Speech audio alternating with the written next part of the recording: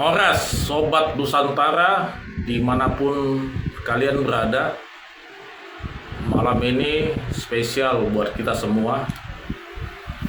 Live pertama kami untuk malam dengan topik anak Batak yang lahir dan besar di tanah Melayu berproses menjadi Raja Perhata. Adong do hatana tua-tua nama dok Jolo tintip sanggar laho bahen huru-huruan Jolo sinukun marga asabinoto partuturan. Malam ini spesial, kami perkenalkan diri kami. Nama Henry Yunan Pakpahan, tubuni inung buru aritonang Raja Guguk, inata nahualap buru Utagalung. Sonari domisili nami di Kota Medan. Kenapa kami angkat topik ini? Orang Batak yang lahir dan besar di tanah Melayu, di tanah Dili, Kota Medan, berproses menjadi Raja Perhata. Karena memang hampir semua marga saat ini mengalami krisis untuk pemangku adat Raja Perhata, karena memang regenerasinya bisa dikatakan sangat minim. Kenapa kami katakan sangat minim?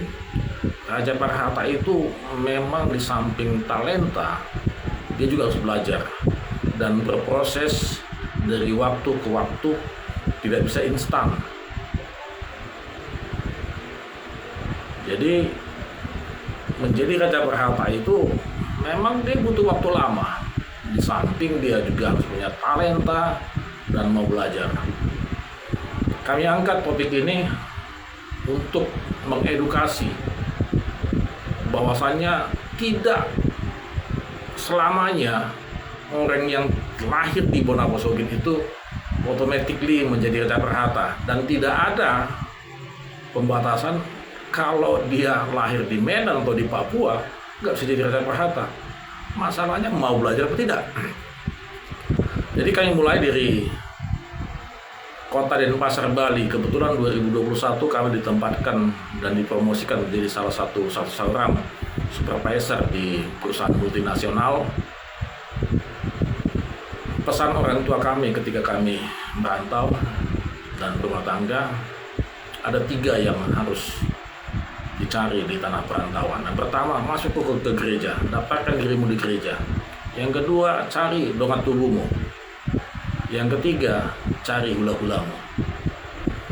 Jadi kami 2001 masuk ke gereja HKBP di Denpasar, kemudian mendaftar di Punguan Si Raja Sonang yang ada di Bali sekitarnya, kemudian masuk ke Punguan Utagalung yang ada di Denpasar. Jadi kami nggak mengingkari dan kami ikutin nasihat orang tua kami untuk mencari orang tua di tanah perantauan dan kumpulan komunitas satu iman di tanah perantauan, sehingga kita terus bisa bersosialisasi dan membuka komunikasi sesama komunitas dan tidak merasa kesepian dan tidak merasa sendiri.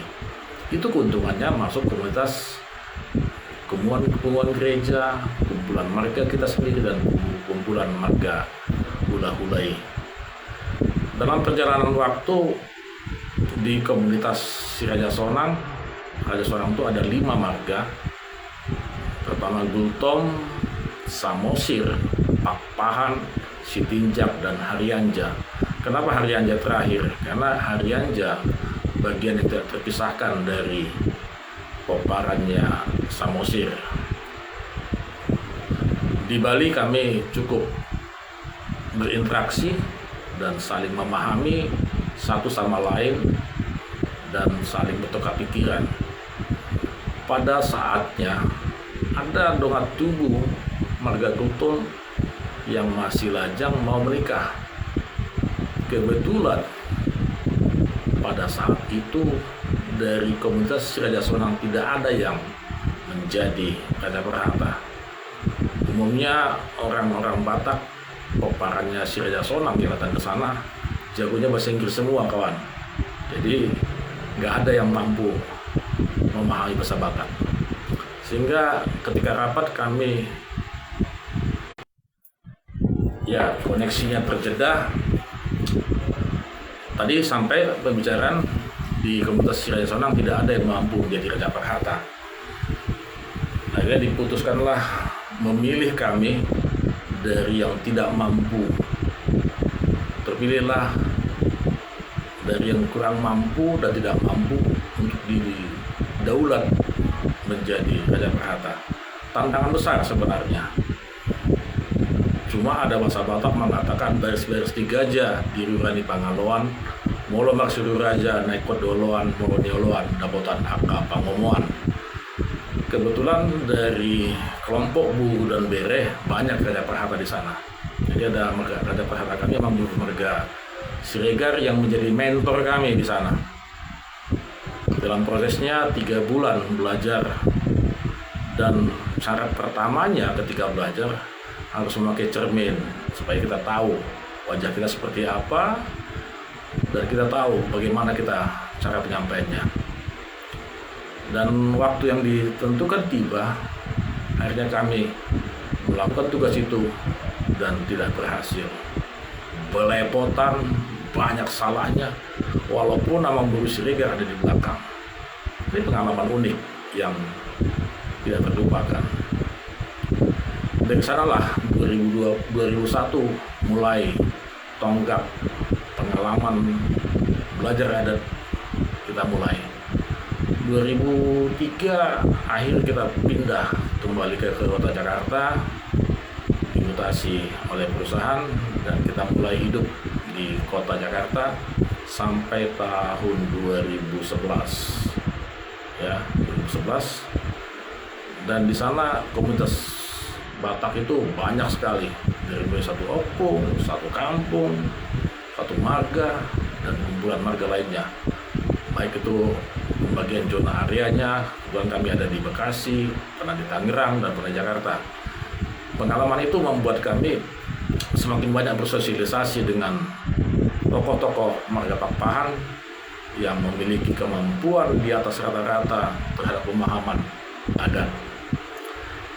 Tapi kami rasa itu tidak cukup.